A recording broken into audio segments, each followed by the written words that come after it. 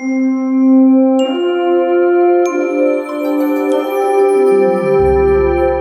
you for coming out tonight. Appreciate the time that you devote to your kids and the importance of literacy that you promote through your children and working with your kids.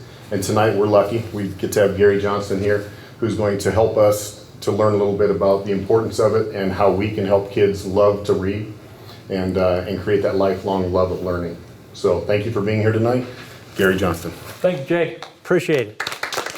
Oh, just like we rehearsed it. Bless your hearts. I brought something to show you. Now it's 2019, so you're thinking, oh, it's a phone app or, Google Slides or PowerPoint. No. It's this strip of crepe paper. Oh, holding the applause in the interest of time now. That little smattering introductory applause just to hook me in thinking you were friendly. And now we're going to play hardball, huh? I wanted you to see this because this explains, to me, it explains very well why it's important for kids to read at home. Okay? This stands for the life of a 10-year-old child, this strip of paper. From his or her birth, 20 feet. This isn't just slapped up, decoration. It's measured out.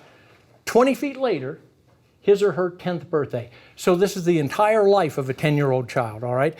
If we use 20 feet to show the life of that 10-year-old, what do you think this little blue in the middle is? That's 16 inches, by the way.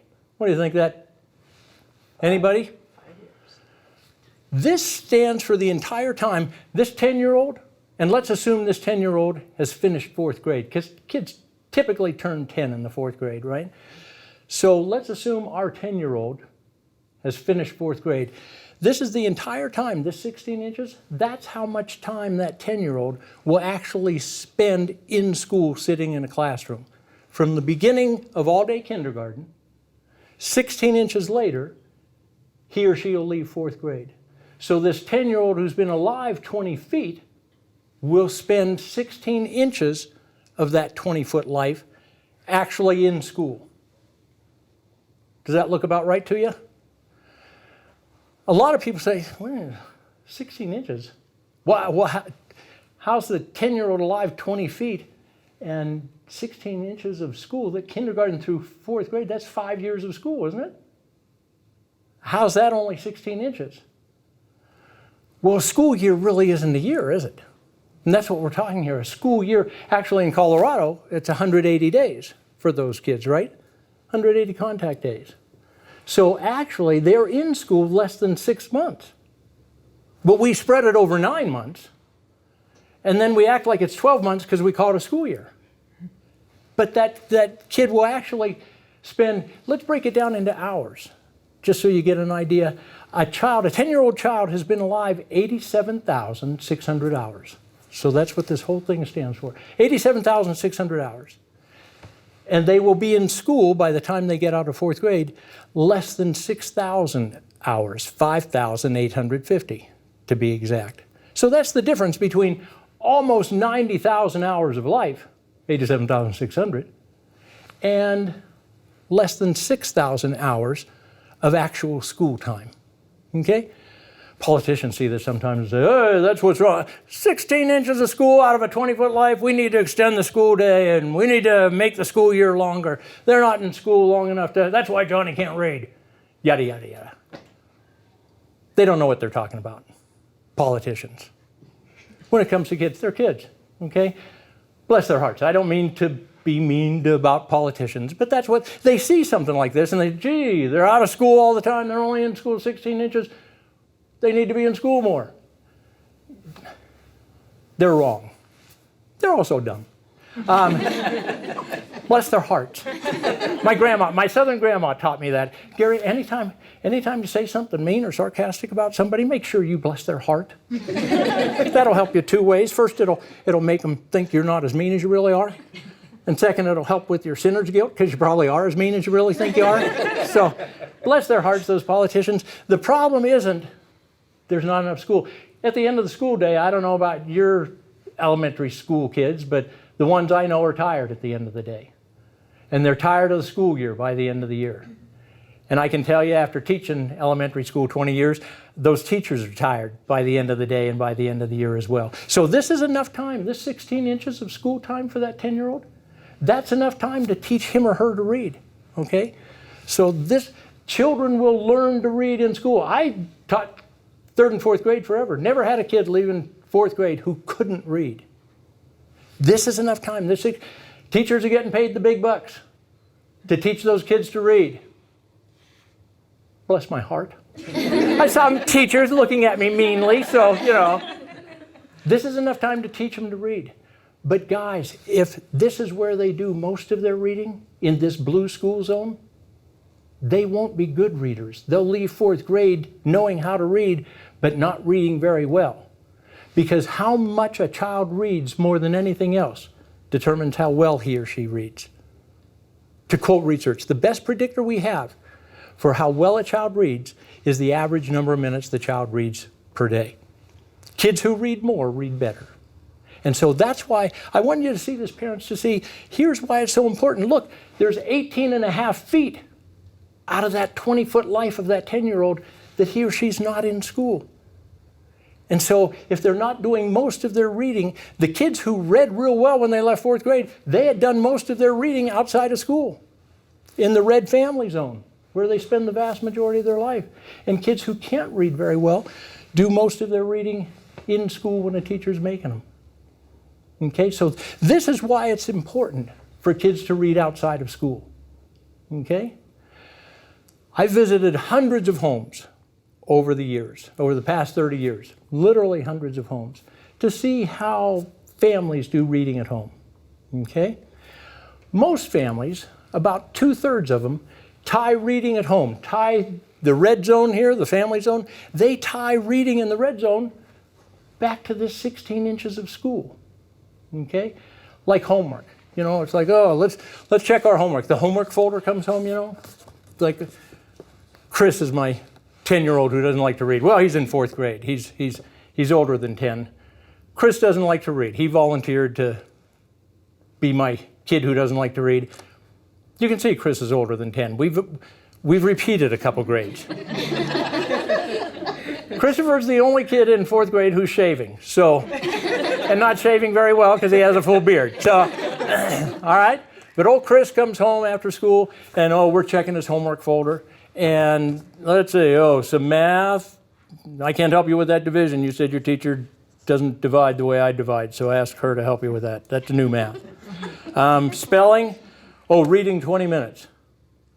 And so see, we as parents, don't we kind of lump it all together? That reading 20 minutes or whatever the teachers want them to read. Read 30 minutes, okay? So it comes through the door, reading tied to homework. And in many families, about 2/3 of them, they only read when there's homework. You have homework, Chris? Did you read? It's like, let's see your folder. All right? There's 3 reasons why we don't want to tie reading at home to this 16-inch school zone, okay? The first one is time. You notice the kid, they're out of school 18.5 feet out of that 20-foot life, all right? So if we tie reading only when they're in school, we're anchoring reading then to school time. And there's only 16 inches of school time. Does that make sense? So we want to move reading away from school time, okay? We want reading to be all this other time when that child's home. Use the other 18.5 feet and don't anchor it time-wise, because we don't want to anchor it to this 16-inch. Only days he has school, that's when we talk about reading, okay? So time, it doesn't work on time. Chris could read every day for half an hour each day he has school, and he won't be a good reader because he doesn't have school that much, okay? So we want to move away from linking reading to school, first of all, because it's not enough time. He needs to read more than that, all right? The second reason is reading is one and done then. If it's tied to homework, it's one and done. Chris, did you do your homework, buddy? Yep. Did you read? Yep. And see, we won't mention reading again because it's a one and done. When I ask him, did you read? That means it's a one-time deal, right? Yeah, I did with my homework. I read right up to my homework. Okay. And old dad signs off on the folder. Yeah, Chris read, but see, it's a one and done, and we never mention reading again until the next school day. Do your homework, buddy? Did you read? Yep. And that's what I mean by a one and done, okay? So it's too short, it's a one and done, and finally, we don't want to hook reading to school time because we're hooking a positive behavior, something I want him to do more of, to a negative. Homework's negative for most kids. They don't like doing homework. And when we link those two, I want them to read more. I shouldn't hook it to a negative, right? It's like if we had candy. But every time we had candy, we got an electrical shock. It's like not enough to kill us, but just zap and ooh. We'd probably eat less candy, right? Because now we've hooked that positive candy to something negative. And that's the third reason I don't want to hook Chris's reading to homework, because I'm hooking something positive I want him to do more of to something negative. Does that make sense? All right. So the whole purpose of this, you guys, is to move reading away from homework.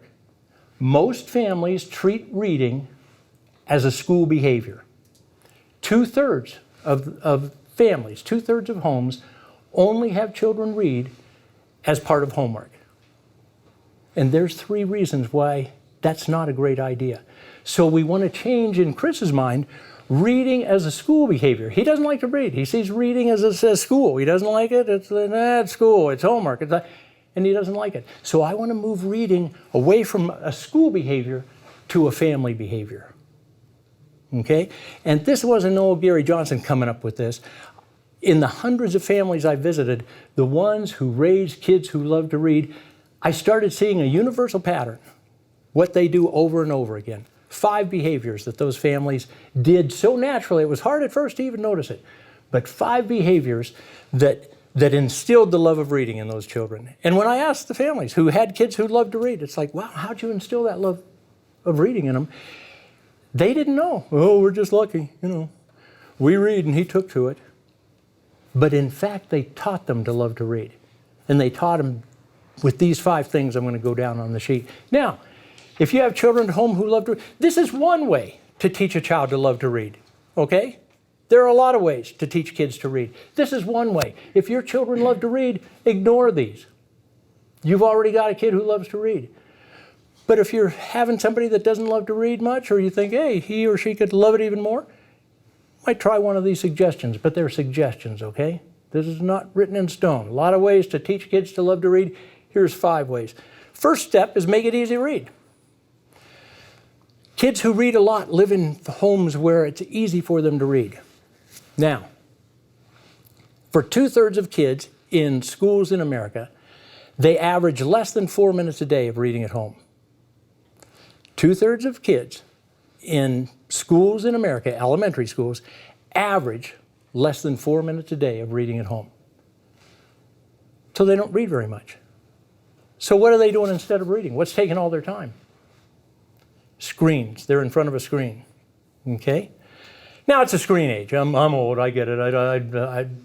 We can't get rid of all the screens. But we don't have to get rid of all the screens. We have to get rid of the screen that does most of the damage. Okay? And to make it easy to read, we want to get rid of what makes it hard to read. And what makes it hard for 2/3 of the kids to read is a TV in their bedroom. That screen does more damage when it comes to reading than any other screen, okay? Kids who have bedroom TVs watch way more TV and read way less than kids who don't have bedroom TVs. So in order to make it easy for Chris to read, I need to get rid of that TV in his bedroom.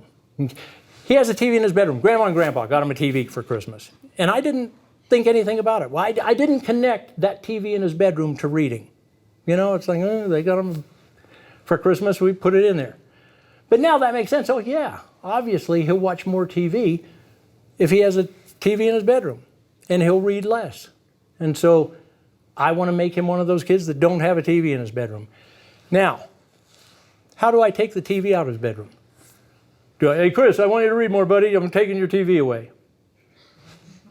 No, because we're attaching something to a negative, right? That's a negative, getting his TV. So I'm going to tell him the truth. I'm going to get that TV out of his room because I want him to make it a little easier for him to read in that bedroom. So I'm going to tell him the truth. Chris, buddy, we're watching way too much TV around here, pal. I'm going to take the TV out of your room before you pitch a fit.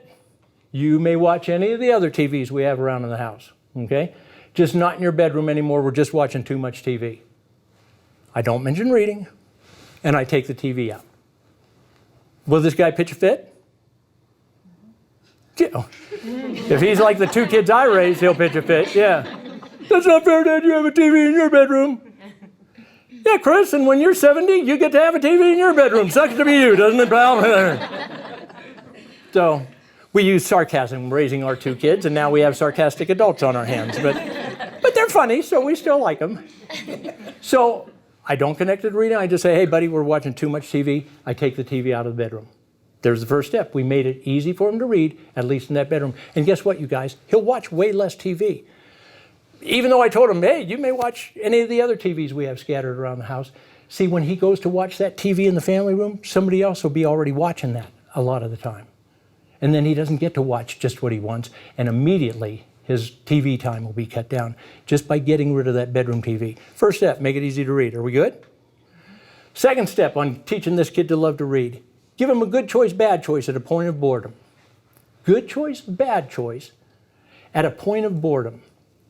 And we're going to wait for a point of boredom. I'm not going to interrupt him, because I'm going to do a commercial for reading, but I'm not going to interrupt him in the middle of video games to try to do this commercial. Hey, Chris, you want to read with old Dad, buddy? Dude, I'm on level 12, duh. I'm going to wait till he's bored. I want this to work, so I'm going to give him a good choice, bad choice at a point of boredom. And there's lots of points of boredom in kids' lives, right? Riding in the car for kids is a point of boredom. Bedtime is a point of boredom. Sitting in the bathroom could be a point of boredom. Lots of points of boredom. I'm going to catch this guy who doesn't like to read at a point of boredom, and I'm going to give him a good choice. Now, what's the good choice? Is the good choice reading? No, because he hates to read, right?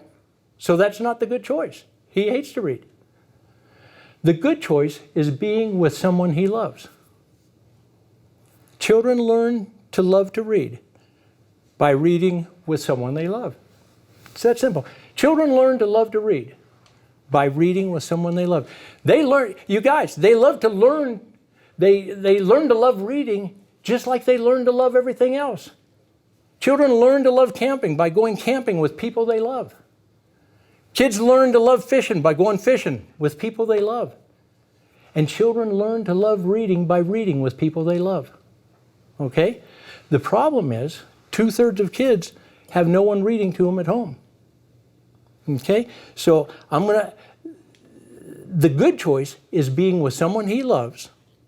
And the bad choice is being by himself and either doing some crummy job or being bored. Okay? I want him to choose to do this. I don't want to make him read. We can't make kids read enough to become good readers. We can't keep their eyes on that print long enough for them to be good readers. So we want to change trying to make Chris read to encouraging him to love to read. If I teach him to love to read, he will then read enough to become a good reader. Trying to make him read is a route to failure, all right? I want him to choose to read. And so I'm going to make the choice easy. The good choice is being with somebody he loves. All right, does that make sense? Let me act one out. And see what we're pairing. What we used to pair reading with those, Chris, was homework. Did you do your homework, Chris? Did you read? Now we're pairing it with someone he loves. See the difference? All right, let's give him this good choice. Oh, dude, it's past bedtime. I thought it was bedtime, buddy. Tell you what, it's past bedtime, but I'm going to stay up. Old Dad's going to stay up, have a little popcorn, little Orville Redenbacher theater butter. You know how Mom gets that generic store popcorn that tastes like cardboard? I popped for Orville Redenbacher theater butter, my friend. So you want to stay up with old Dad and Orville, read a little bit, or you want to go to bed, but cowboy, if it's in bed with the light out. So what's your pleasure? Up with Dad and Orville, or in bed with the light out? Popcorn. And Mr. Shaven in 4th grade, you notice he skimmed right over the reading, but I'll have popcorn, Dad. Did he choose to do this? See the difference? I'm not trying to make him. What if he says, no, Dad, I'm tired. I think I'll go to bed. You still win. What? What do I do? Is Dad, what, you still win? Yeah, got rid of Chris. All right, cowboy, see you tomorrow. Oh, poor Chris. What if he said, let's think worst case scenario, because you might get home and try this and I don't want popcorn, I'm going to bed. So what if he says, I'm going to bed? What do? Try again tomorrow. Try again tomorrow? See, I was just testing you because a lot of times, maybe take the popcorn up to his room. And so I want us to get out of that mode. We're so in our parent mode of trying to make them read. So I'm kind of testing you to see, yeah, I gave him the choice, right? Love and logic, natural consequences. He said, no, I'm kind of tired, Dad. I'm going to. He said, yeah, I'll have popcorn, so we're good to go. But I want to think worst case scenario, just in case. No, Dad, I'm tired. I want to go to bed. All right, cowboy. Good, buddy. I'll be up in a minute to say goodnight. So I let him go. He didn't choose. I'll put the popcorn in the old microwave, get the dish towel, Smell that theater butter, you little jerk? Bless your heart. But in a minute, I go up to tell him goodnight, right? All right, Chris, we'll see you tomorrow, cowboy. Love you, buddy. And what? What was our deal? Up with Dad in Orville or in bed? Oh, yeah, went into your parent voice. Oh, lights out. Went into your parent voice. Yeah, that was the deal. I want him to see the choices are real. See, I'm not going to force him to do anything, but I want him to see the choices are real. So, all right, cowboy, we'll see you tomorrow, Chris. And click, lights out. I want him to see. That TV hasn't been out of that bedroom very long. Old Chris has been used to drifting off to sleep with that TV on, kind of white noise in the background. I want him to see those days are over. Okay? Next night, I might bump up the snack. Chris, pop for some banana splits from DQ, my friend. Huh? I don't know how far up the snack food chain. He is shaving in 4th grade. Christopher doesn't like to read, so I can see myself 6 months from now. Chris, Father bought you a new car. Buddy, you don't have to ride that dumb yellow school bus to Bethke anymore, okay? You can drive yourself to 4th grade, okay? And look, we don't need baby snacks. Chris, why don't we break open some beer, buddy? We'll do a little book club, beer and books in your new Buick, huh? Don't tell Mom, No, Dad, beer makes me sleepy. I'm going to bed. So it's not working, you guys. So what's the deal? It's not working. Good choice, bad choice. What do? Here's the first poem. Follow your child's lead on when and how to read. Follow his lead. We're saying give him a good choice, so we have to follow his lead on when. We said find a good point of boredom. Maybe that bedtime point of boredom isn't a good point of boredom for old Chris. Chris might be one of those kids that wakes up at 6 in the morning going 100 miles an hour, and by 6 at night he's starting to fade. So he's telling us what's wrong. No, Dad, I'm tired. Find a different point of boredom.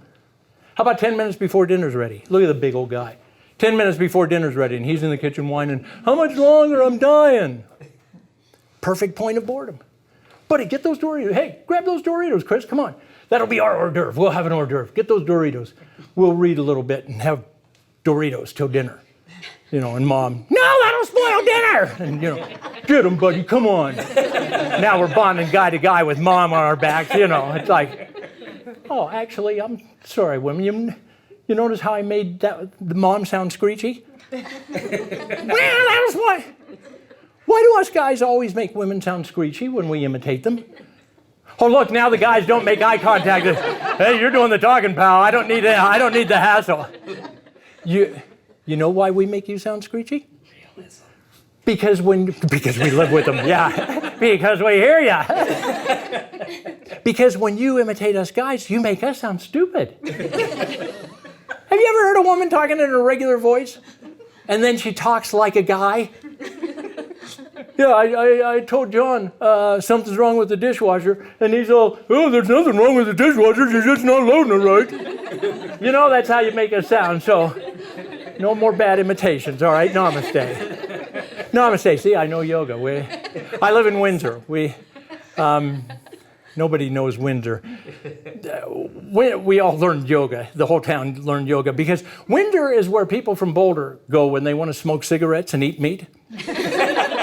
It's just far enough away from Boulder they don't think the neighbors will catch them. Yes, I'm a vegetarian. So they sneak over to Windsor. It's good for business. We all, we love. Well, people on YouTube, they won't know about Boulder. Boulder's a place where you can rob a liquor store with a bagel. Can you? They don't see this. They don't watch YouTube in Boulder, so they'll never see this. Bless their hearts. Can you just imagine a liquor store in Boulder? Get your hands up, I've got whole wheat slathered in peanut butter. Sir, we're a gluten-free, nut-free zone. Well, you want to play tough? Say hello to my little round friend, buddy. That's from Scarface. Yeah. Some people in Windsor aren't on board with the whole doing yoga, so we attract the Boulder people. I was at the store the other day and I saw a guy in a t-shirt. I'd like to grow my own food, but I can't find bacon seeds. That attitude drives them right over to Loveland. So, but anyhow, what were we talking about? I got off track on Boulder, sorry. But you see, follow his lead on when and how to read. Does that make sense? All right, so we're going to follow this kid's lead on when and how. Good choice. Children learn to love to read by reading with someone they love. Step 3, let's read as love, go read as work. All right? Let's read as love. Now, think what we say to our kids. Let's read as love, go read as work. And so let's make tonight the last time we say, go read. Told Chris, did you read? Did you do your homework? Go read, buddy. Now it's let's read. Because how much a child is read to, we want this kid to read more, right? How much a child is read to, more than any other factor, determines how much a child reads. How much a child is read to, more than any other factor, determines how much that child reads. So if I want Chris to read more, I need to read more to him.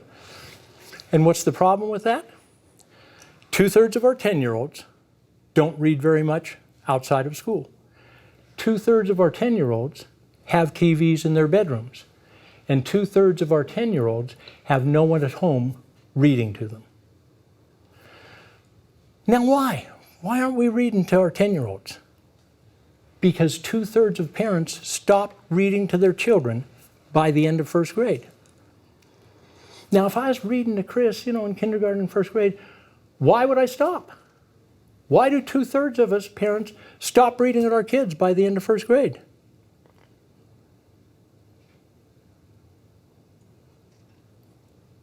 Awkward. Because they can read. Yeah. What, we have the film rolling, so you're not going to talk? Is that it? Such good manners. Yeah, but that's right. Because they can read now. And when parents are asked, do you read to your kids? Oh, yeah, I read to them when they were little. It's like, oh. Why did you read to them? Oh, because they couldn't read yet. And that's the most frequent answer given. Oh, I read to him because he couldn't read yet. But by the end of first grade, most kids can read, right? And so then we stop. And we're kind of, I won't say we're encouraged to, but it seems like such a natural deal because now they're in first grade and second grade and they're bringing homework home. And as teachers, we want them to read, right? And so, oh, look, buddy, your teacher wants you to read 20 minutes. So go get your book, bud, and I'll start the timer on the microwave, all right? And we get in that mode, we fall into that mode so easily. And so naturally, now you can read, you're a big boy. I don't have to read to you anymore, Chris. Listen to that, you guys. I don't have to read to you anymore, buddy. See what we're really saying? In other words, I read to you because I had to before. And now I don't have to. And I'm sending him the signal then from Dad, I don't really like to read. I'm not saying it, but I don't really love to read either. So now that I don't have to read with you anymore, you're on your own. Think if we did camping that way. We take the kid camping a few times, and then, okay, now you're on your own. Hey, Chris, you want to go camping? Yeah. Jump in, get the stuff, jump in. And we take him to the woods and drop him off. All right, buddy, I'll be right here at this time tomorrow, okay? And pick you up. Enjoy camping. Dad, I thought we were going to go camping together. No, you're a big boy, Chris. I don't have to go camping with you anymore. What about snakes? You don't have to worry about them. Bears ate them all. I'll quit crying. There's no crying in camping. But think if we did camping the way we do reading, you guys. I don't have to read to you anymore, buddy. Now you're a big boy. Guys, parents, we don't read to our kids because they can't read. You read to a child to teach him to love to read. And the books don't even get good until about third or fourth grade, those chapter books, you know. Couldn't we just kill the person who wrote Goodnight Moon? Well, not kill that. Oh, bless your heart. I forget the author right now, but we don't want to kill. But I mean, how many times did we read that? And kids, you know, they won't remember that when they get big. I read Pokey Little Puppy, told Chris, when he was in first grade. Pokey Little Puppy. But see, if he liked Pokey Little Puppy in first grade, he will love Where the Red Fern Grows in fourth grade. And so the books, we don't really bond with our kids until we get to those good books that make us laugh and make us cry. With her last ounce of strength, little Ann dragged herself to the grave of old Dan. Boy, if you haven't shared that line in that book with a 10-year-old you love, you're both missing something, parents. So we don't read to our kids because they can't read. We read to our kids to teach them to love to read. Children learn to love to read by reading with someone they love. Here's another poem. If I read to my child until he's just 5, his love of reading won't survive. But if I'll read to him until he's 10, his love of reading will never end. Now that's a hokey little poem I made up driving across Kansas the long way. And any way you drive across Kansas is the long way, isn't it? Bless your hearts, I meant Oklahoma. So don't send me emails from Kansas. If I read to my child until he's just 5, his love of reading won't survive, because he'll lose the love of reading and all the work it takes to learn to read. That love of reading will drown in the work it takes. But if I'll read to him until he's 10, his love of reading will never end, because he will learn to love to read by the time he's 10. And I'll read with him until he won't let me anymore, you know? I said 10 because it rhymed with end, all right? I couldn't think of anything to rhyme with 12, so let me stick with 10. I'll read to this guy as long as he'll snuggle up with old dad and read. But parents, children learn to love to read by reading with someone they love. We are the positive there. But it's a closing window, and that window closes quickly, doesn't it? He's in elementary school right now, and just a few fast, short years, this kid will be going off to middle school. And dad won't be as cool as he is anymore, right? And then his friends will take on more importance to him, and he'll want to be with his friends. So we only have a few years here where they want to snuggle up with us. When we say, hey, Chris, you want to snuggle up with dad, have a snack, and do a little reading? We're, yeah. Because right now when they're in elementary school, we're cool. Try this experiment. Come to school tomorrow. Be in the hallway. When your child comes out of that room in that, that line, and be out in the hallway with them. Stop at Arby's. Get those curly fries that he or she loves. And have your little Arby's bag there. And when they come out of the classroom, just be standing there, surprise them. Cindy, we have the meat. And watch the joy. Whoever that adult is that child loves, watch that elementary school age child. Dad, Mom, Grandma, Grandpa, watch the love on their face. Try that same experiment when that child's a junior in high school. And they come out of that high school class and you're there on the wall. Cindy, and watch the horror on that kid's face. Don't look at me. And, in the line, dude, is that your dad? No, I don't know him. Keep moving. So parents, we have just a few short years before they're gone and we've lost our opportunity. Here's where they want to be with us. Here's where they want to snuggle up with us.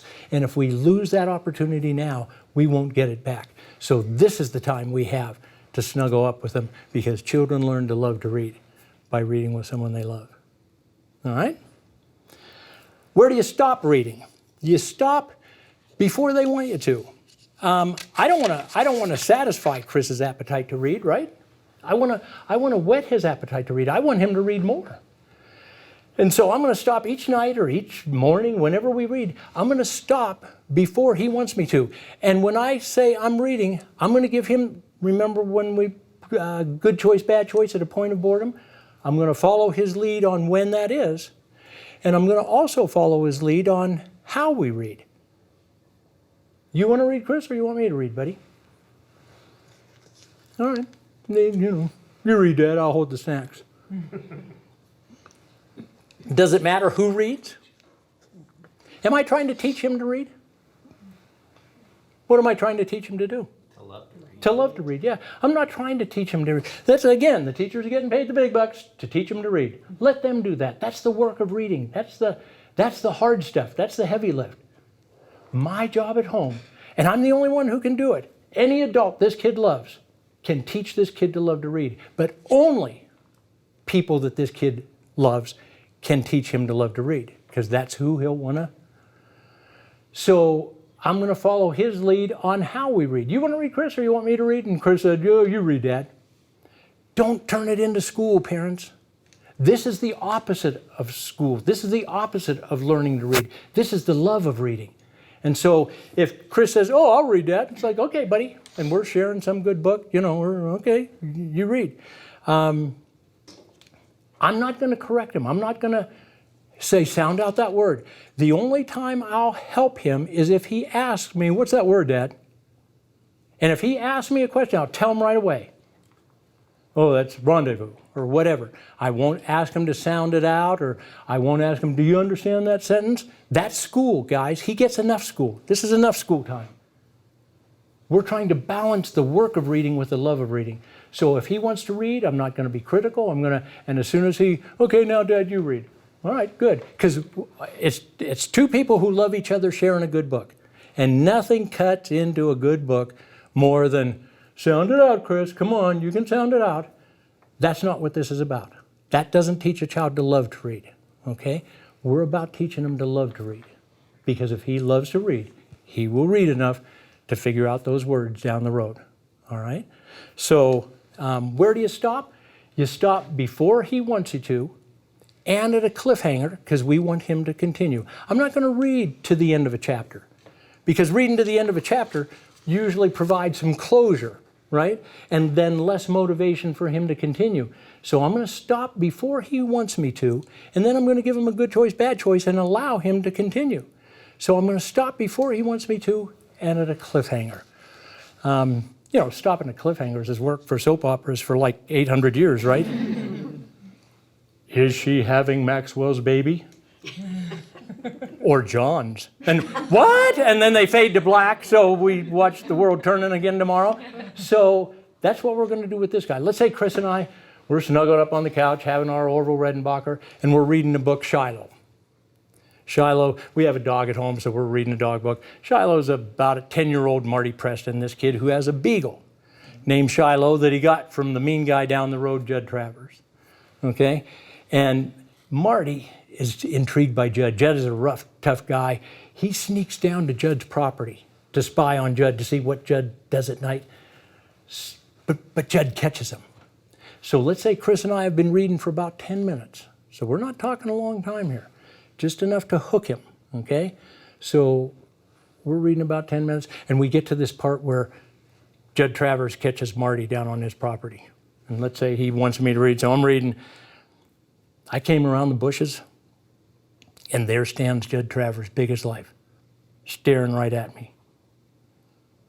"What you doing on my property?" says Judd. See how he slurs? He's a drinker.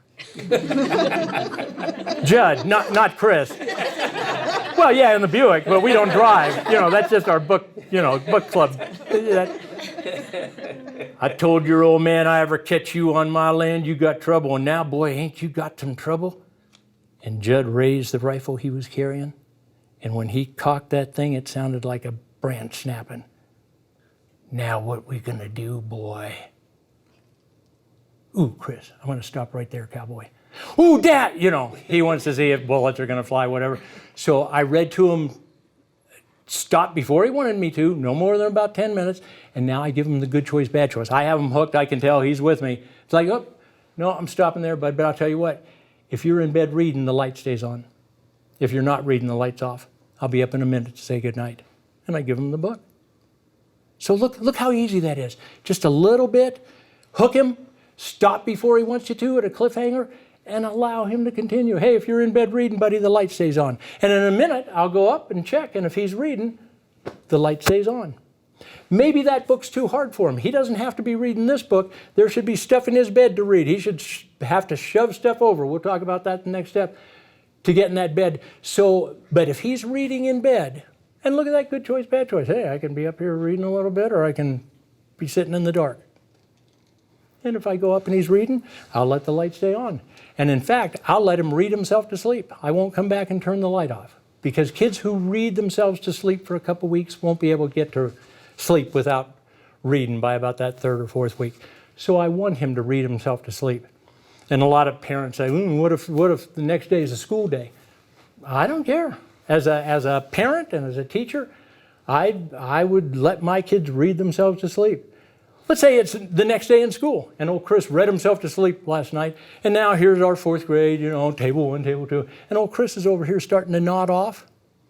And I wouldn't embarrass him. He's over, Chris, you feel okay, buddy? Are you tired or sick? And, I stayed up too late last night reading, Mr. J. What, Christopher? Good for you, buddy. Put your head down. Get some Z's on Mr. J. I'll wake you up when we go to lunch, cowboy. There you go. I would call his parents and say, hey, thanks, parents. Let them, we're good with that. I've had kids fall asleep in my classes before, but usually it was because they maybe watched a video a little too late. Never had a kid fall asleep in my class because they read too late the night before. And if they did, I would call that parent and thank them. So let them read themselves to sleep. All right? So stop before they want you to, and stop at a cliffhanger, and then give them that good choice, bad choice, and let them continue. Bathrooms versus bookshelves. When I would go to houses, and I said I visited hundreds of homes, I'd show up at a house. Why did that sounds creepy. I didn't just show up. Hello, you have any kids I can watch? That wouldn't be. I had appointments, and when I got to the house, that would be a better way to say that. After a while, you guys, I could tell right away if they did family reading or if reading was really a homework kind of endeavor. Because families that read had stuff to read everywhere. And they were always kind of embarrassed about it. They knew I'd been to a lot of houses, and they're kind of quickly, we're readers, and they just like, hey, whatever, no big deal. Families that didn't read didn't have stuff to read anywhere. Okay? They had books nice and neat on bookshelves. They did have stuff to read in the house, but the stuff to read was in a bookshelf or a bookcase nice and neat. And parents, if that's where the stuff to read is, that's where it will stay. Kids who don't like to read won't go get something to read. Chris is not there yet. We don't start driving in the car and hold it, Dad, let me go get something to read. He's not there yet. It's my job, and that's what I mean by bookshelves versus bathroom. Think of where your child goes to the bathroom more often than not. I'll give you a minute. Think about where you hope he or she goes to the bathroom more often than not. Is there something he or she wants to read in that bathroom right now? And that's what I mean by we have to, all those points of boredom we talked about, everywhere that kid is bored, there should be stuff to read. We all drove over here tonight. Chris and I came over from the house. It's 10 minutes from our house over here, and he didn't read in the car. You know why he didn't read? I didn't have anything for him to read in the car. And like I say, he's not at the point where he's bringing something to read. I'll get him there, but now it's my job to have stuff to read everywhere. Look at the big old guy. He's a good football player. I should have the sports section for the paper. Chris sits in the same place in the car. We have the SUV, sits right back there in that second seat. He should have had to shove something over to read to buckle in that back seat. And I tell him, hey, Chris, you see what Elway said about that quarterback and about them drafting that young quarterback and what they're going to do about that? No, what did it say? Well, it's right there beside you. Check it out. Oh, and he'll pick it up because he's bored, and it's right there beside him. 2/3 of kids in elementary school, you know what they read more than anything else in America? You know what kids read more than anything else in print? The TV Guide channel. Because those kids who average less than 4 minutes a day of reading average over 4 hours of watching TV. And as they watch TV, they surf. Commercials come on and they surf to see, should I keep watching what I'm watching? And they pause on that TV Guide channel to see what else is there to watch. So they read the TV Guide channel. more than anything else in print. You know what comes in second to the TV Guide channel? The back of cereal boxes. Because in 2/3 of the homes, the back of the cereal box is the only thing with print on the breakfast table. Okay? And so Chris fell asleep last night reading Shiloh. It's my job, or whoever wakes Chris up next day for school, there's Shiloh on the floor where he dropped it when he fell asleep. It's that parent's job to get Shiloh off the floor. Chris sits at the same place at the breakfast table every morning, pours the Count Chocula, pours in the milk, turns the cereal box around, starts shoving it in. It's our job to have that book he was reading last night where he has to shove Shiloh over to put that bowl down. And I guarantee parents, if Shiloh's there, he'll read it because he's already read the back of the cereal box. Okay? So we have to have stuff to read everywhere they're bored. Bathrooms versus bookshelves. Get the stuff off those bookshelves and in their beds, in the car, in the bathrooms, on the breakfast table. 5 minutes here, 10 minutes, 5 minutes at breakfast, 10 minutes reading with dad, 10 minutes in bed, 5 minutes in the car. Those minutes add up. What'd that research say? The best predictor we have for how well a child reads is the average number of minutes the child reads per day. Make it easy for them to add up those minutes. Make the reading handy. Make sense? The only person I remember who read to me was my grandpa. Okay? Now my parents say, "Oh, we read to you. What are you talking about? We read to you." 2/3 of high school seniors, when they're asked, "Did your parents read to you?" 2/3 of them say either no or I don't remember. And yet when you ask the parents, "Did you read to them?" "Well, yeah, you..." And parents talk in their high... when we want somebody to remember, we talk in our high voice and then our low voice to jog their memory. Like Chris is a high school senior. Somebody, "Hey, did your parents read to you?" "I don't remember." "No, you remember." What are you talking about, bud? Permanent memories aren't formed in the language center of our brain. Permanent memories don't form in the language center of our brain till about 7, 8, or 9 years old. So we stop reading to our kids before permanent memories form in their language center. They literally don't remember us reading to them if we stop in the first grade. And so, yeah, we read to them when they were young, when they couldn't read. They don't remember that. The first person who read to me, really the only one that I remember, was my grandpa. And I was like Chris. I didn't like to read. I liked to fish. I liked to hunt. Lived in Montana along the Missouri River, fishing and hunting. Boy, that took my time and my interest. Not so much in school. My dad was career Air Force, and every 2 years we'd move to a different base. And I was 8, and my younger brother Lionel was 6. That was the first time we saw our grandparents. Our grandparents flew up from Florida, 1957. And we were about ready to go to Guam. In a couple more weeks, we were going to go to Guam for a couple years. And so before we got off to Guam, they came and visited. Our relationship with them had been kind of the classic military family relationship with grandparents. Every year when the school pictures would come out, we'd send our school picture to Grandma and Grandpa so they could see how much we were growing.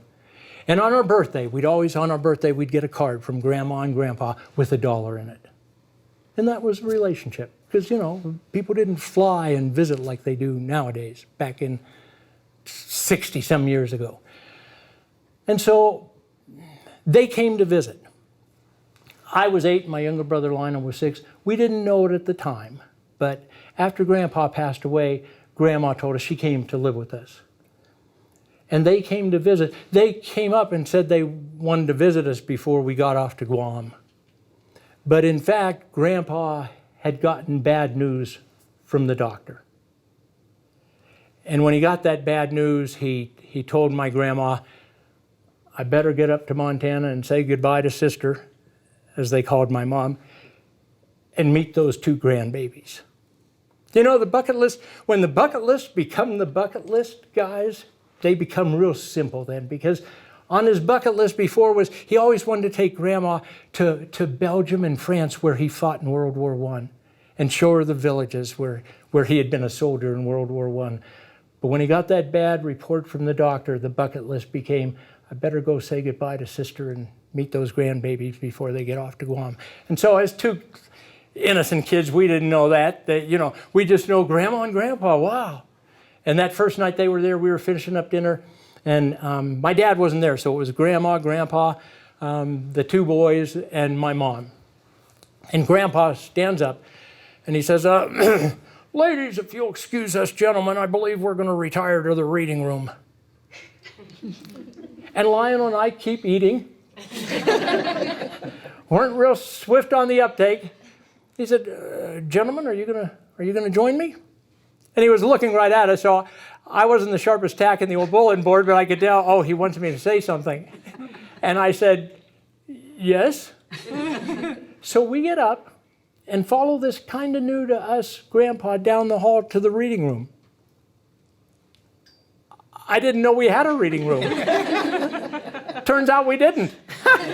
He led us down to the basement, and this basement's just an unfinished basement, nothing but rafters, and a cement floor, and just a bare light bulb hanging down on a wire with a string pull. And under that bare light bulb is a ratty old couch, one that was okay for the dog to be on. And we get down in front of that couch, and Grandpa looks around and he says, gentlemen, is the coast clear? And again, I could tell he wants me to say something. And I said, yes. He said, good, because we need a reading lamp for what we're going to do. He reaches in his pocket and pulls out a light bulb, shines it up on his sweater like it's an apple, and he takes out the bulb. My dad was big on saving electricity, probably a 3-watter in there. Takes out the old 3-watter, puts in his bulb, and pulls the string, and the whole basement's lit up. I had never seen the whole basement before. It's like, this is bigger than I thought. He said, here, gentlemen, sit down, let's get to know each other. And Grandpa sits in the middle of that couch with a kind of new to him grandson on either side of him, pulls out a pipe, and the bowl of the pipe was an elephant's head, and the stem of the pipe was the elephant's trunk, and he's filling that pipe, making small talk with these grandbabies. So, either of you been married yet? I'm 8 and he's 6. I was the older one, so I did the talking. He said, oh, sure, well, there's plenty of time for that later. He fires up that pipe and blows a perfect smoke ring. And in the stillness of that unfinished basement, under the glare of our reading lamp, that smoke ring rolled across that basement like a vertical halo. And Lionel and I, we're looking, this is way before TV out there in Montana. We're looking at that smoke ring roll across that basement, and it's like, I lean forward, Grandpa's in the middle, and I lean forward to catch Lionel's eyes, like, whoa, dude, Well, no, dude hadn't been invented. Wowee, wowee, wowee! And he said, oh, what, you mean like smoke rings? Here, gentlemen, bang your feet together. We'll play ringer. It's summer, we're bare feet, 2 little kids. We stick our bare feet up there, and he blows a smoke ring that settles right over Lionel's feet and just stays there like foot cuffs. And Lionel's not moving or breathing. He doesn't want to break that smoke ring. And here, Gary, I have something for you. So we played ringer. Luckily, secondhand smoke hadn't been invented yet. So the piggies are fine. Thanks for the concern. I saw concern there. So we didn't know about secondhand smoke. So we played ringer a little bit. He takes out a book, Champion Dog Prince Tom. Grandpa looked exactly like a Norman Rockwell type of grandpa. Snow white hair and a neatly trimmed mustache. And he must have been in his mid-70s. He had jowls that hung down and shook when he talked. And after that first night, each night, we'd play ringer for a few minutes before he'd read. He'd read 1 chapter each night, no matter how much we begged. He'd read 1 chapter of Champion Dog Prince Tom and then put in his bookmark and close that book and pause dramatically and say, well, hot diggity dog. Woo! Life was good in that unfinished Montana basement, guys.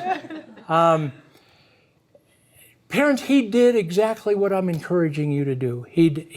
We'd snuggle up with him for 2 weeks. They were there 2 weeks. And he'd snuggle up with those grandbabies and read a chapter out of Champion Dog Prince Tom. But more than that, we would just talk. We'd talk for a few minutes. We'd fall in love. Either playing ringer or he taught us cowboy songs. One night he taught us cowboy songs. Told us he was in a cowboy band when he was a young lad. I was a young lad. Now, I don't know how this man who was born and raised in Pittsburgh, Pennsylvania, and retired to Miami, Florida, I'm not sure how Grandpa was ever in a cowboy band, but Wasn't the smartest tack in the bulletin board, so ooh, Grandpa. So he taught us Home on the Range and Happy Trails to You. A Beer for the Road. You guys know A Beer for the Road? Oh, geez. We are such city slickers in Colorado. When I do this talk up in Wyoming, they're singing along with A Beer for the Road. You know? That down here, we're all into our beer. Well, A Beer for the Road, are we talking about a Voodoo Ranger? Are we talking about a new Belgian flat tire? What type of craft microbrew are we talking about? I see it in your faces. Bless your hearts. A Beer for the Road. So we'd fall in love and then read a chapter of Champion Dog Prince Tom. And at the end of that 2 weeks, guys, they're putting their suitcases in the station wagon ready to go back to the airport. And we're ready to get off to Guam. And we know we probably won't see them again, and Grandma and Grandpa certainly know that.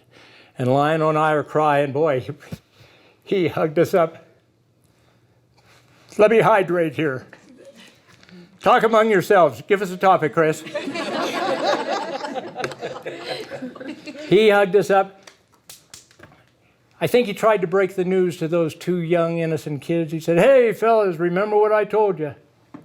No matter where I am, if you guys are singing, I'll hear you." Trying to let us know in a soft way that he might not be there. And so they went off to the airport, and we went off to Guam. And while we were on Guam, Grandpa passed away. So that one book, wherever he is, I bet if somebody asked him, "You think those kids remember you reading that book to them 62 years ago?" Oh, heavens no. You know, they were young lads. And now here's this old man talking to you about this old man who read me a book when I was 8. And that's the difference between reading to kids and not stopping when they're 5 or 6, but reading to them when they're 8 or 9 or 10. Children learn to love to read by reading with someone they love. Grandpa said, "No matter where I am, if you're singing a cowboy song, you guys, I'll hear you." So let's wrap this up, parents, by singing a cowboy song to Grandpa and to reading and to love. Because I remember him. He wouldn't think I remember him, but I remembered him every time I read to my kids. And every time I see them reading to their kids, and certainly every time I read to my grandkids. So I do remember. I remember you so many years ago. You were sharing books and love. Well, little did I know. Someday I would pass it on and try to be like you. Sharing love, page by page. I remember you. Let's go home and make some reading memories with those rascals. How about a round of applause for old Chris for being a good sport? Thank you, sir. Thanks, parents. Thanks for being here.